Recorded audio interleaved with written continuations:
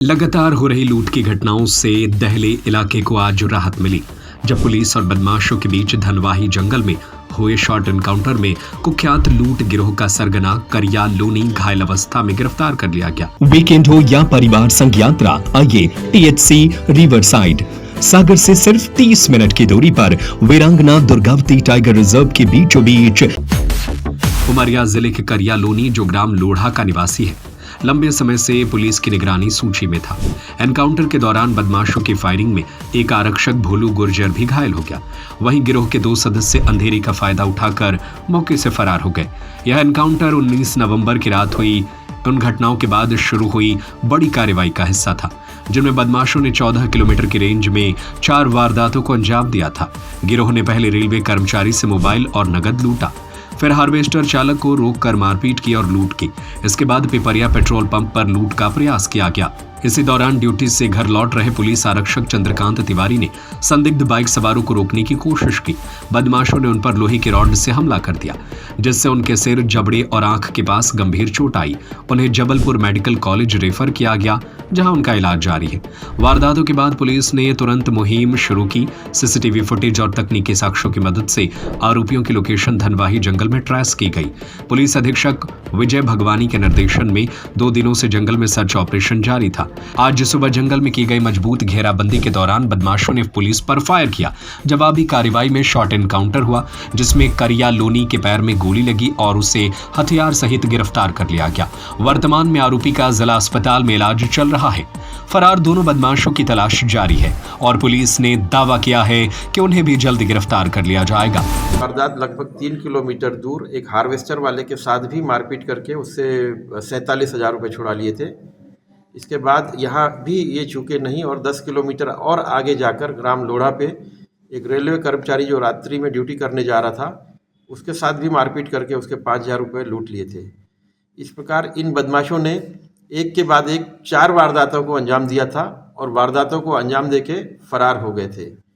CCTV कैमरों के footage और प्रार्थियों को हमने एल्बम दिखा के बदमाशों को चिन्हित करने का प्रयास किया, तो सौभाग्य से हमें एक बदमाश का पूरा अच्छा नाम मिल गया और वो बदमाश घटना के समय भी वही नाम ले रहे थे, तो जिसका उल्लेख एफआईआर में भी आया है। इसके आधार पर हमारी टीमों ने लगातार सर्च ऑपरेशन और छापामारी कार्रवाई शुरू करी। अगले दिन ही हमने जो है बदमाशों पे 10,000 रुपये का इनाम भी घोषित कर दिया था और पूरे केस की इन्वेस्टिगेशन के लिए एसडीओपी उमरिया नागेंद्र प्रताप सिंह के निर्देशन में TI Kotwali, Madan Maravi, TI Naurozabad, Balendu, civil line चौकी प्रभारी गर्ग और हमारे ताला चौकी प्रभारी अमर बहादुर और हमारे लाइन के काबिल सब इंस्पेक्टर कोमल दीवान, इन सब के उसमें हमने एक टीम बनाई और उस टीम में हमने साइबर के टीम को भी रखा। इन टीमों के संयुक्त प्रयास से हम लगातार बदमाशों की खोज खबर लेते रहे। अल्टीमेटली आज हमें बदमाश की धनवाही के जंगल में होने की जानकारी मिली, धनवाही के रोड तरफ जंगल में जानकारी मिली। उससे पहले बदमाश बार बार अपनी लोकेशन बदल रहा था, मोबाइल चालू करता था, बंद करता था, चालू करता था, बंद करता था। हमने पूरे एरिया पे इन सबको जो है टीमों को जो है भेज दिया और सारी टीमों ने उस पूरे एरिया को घेर लिया।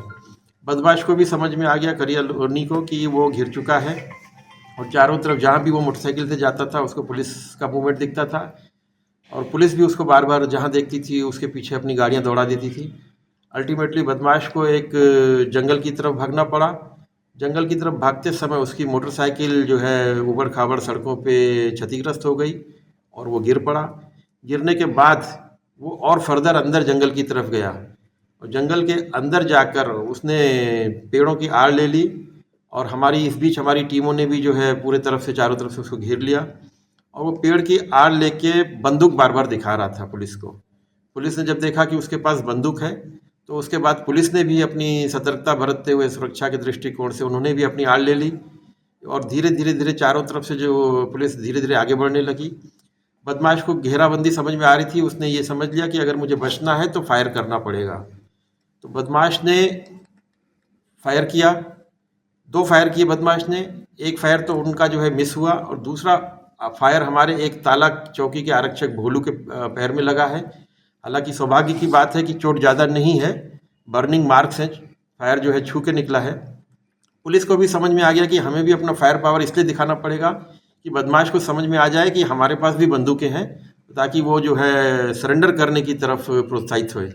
पुलिस ने भी एक राउंड फायर करके वो बताया कि बंदूक से तुम भी घिरे हुए हो, लेकिन उसके बाद भी बदमाश की गतिविधि पे कोई अंकुश नहीं हो रहा था। वो निरंतर बार बार बंदूक दिखा रहा था, बड़ा आक्रोशित होकर मार डालूंगा, कोई पास नहीं आए करके बोल रहा था। अंततः उसने पुलिस को भी समझ में आ गया कि ये ऐसे नहीं मानेगा, तो और उसके आगे आ गए। तो बंदूक से जैसे ही फायर करता, आखिरी फायर उसके पास बंदूक में एक और गोली थी जो कि मौके पर मिली है, वो फायर करता उससे पहले ही जो है पुलिस ने एक फायर किया जो उसके पैर में लगा है। पैर में लगते ही वो धराशायी हुआ, घायल हुआ, और उसने फिर जो है अपना आत्मसमर्पण की तरफ वो हुआ। इसके बाद पुलिस ने उसको पकड़ लिया। इसका पुराना अपराध भी पंजीबद्ध है। ये आपने बड़ा अच्छा प्रश्न पूछा है। ये पूर्व में 7 अपराध तो कर चुका है, जिसमें एक मर्डर का अपराध भी है, 2 लूट के पुराने मामले हैं, और 2 और भी चौथ वसूली के हैं। इसके अलावा 2 और मामले हैं जिनमें वो घरों में घुसकर मारपीट किया है। पिछले साल इसी बदमाश ने तहसीलदार के ड्राइवर के साथ भी इसी तरीके से मारपीट की थी, और उसमें भी इसके खिलाफ कार्रवाई हुई थी, और जिला बदर भी हुआ था मई 2024 में। 1 साल के लिए जिला बदर हुआ था। मई 2025 में वो वापस जिला बदर खत्म होने के बाद वापस आया था। आरक्षक हमारा जो घायल है चंद्रकांत तिवारी, वो बड़ी इस वक्त नाजुक स्थिति में है, जबलपुर में इलाजरत है। डॉक्टर्स अभी भी कोई आश्वासन नहीं दे पा रहे हैं कि वो बचेगा कि नहीं, बड़ी क्रिटिकल कंडीशन में है। अभी और क्या कुछ बरामद हुआ है आरोपी के पास से? आरोपी के पास से एक मौके पर कट्टा और मोटरसाइकिल मिली है। सर अभी और आरोपियों के लिए पुलिस क्या कर रही है? बाकी आरोपियों के लिए भी पुलिस की अलग अलग टीमें लगी हुई हैं। लगातार हम कोशिश कर रहे हैं कि वो अपने परिजनों से मुलाकात करने आए, या जहां भी वो उनके साथ रिश्तेदारी में जा सकते हैं वहां बार बार टीमें हम भेज रहे हैं। कोशिश कर रहे हैं कि वो भी जल्द गिरफ्तार हो जाए। सर जो 2 आरोपी हैं उनकी शिनाख्त हो चुकी है? जी हाँ, उनकी शिनाख्त हो गई है। ये इन्हीं के 2 साथी हैं जो इनके पड़ोस में ही रहते थे। नाम बताना अभी इसलिए उपयुक्त नहीं है कि वो कहीं और दूर न भाग जाए। फरारी के दौरान और किसी की सहभागिता सामने आई है क्या इनको छिपने के? अभी इस बात की जो है पूरी, चूंकि अब बरामद गिरफ्तार हो गए हैं, अब पूरी तहकीकात इस बात की कि ये फरारी अवधि में कहाँ रहे, इनको किसने शरण दी, उनके खिलाफ क्या कार्रवाई बनती है, इस दिशा में भी पुलिस की इन्वेस्टिगेशन चालू है। राजकुमार गौतम की रिपोर्ट। वीकेंड हो या परिवार संग यात्रा, आइए THC रिवरसाइड।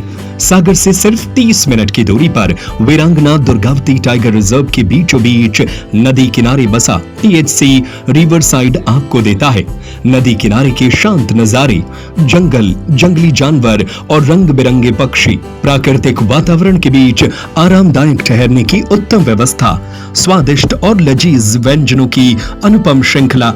यहाँ आएं और प्रकृति के बीच पाएं सुकून व यादगार पल। पता चिरारी, वीरांगना दुर्गावती टाइगर रिजर्व, सागर।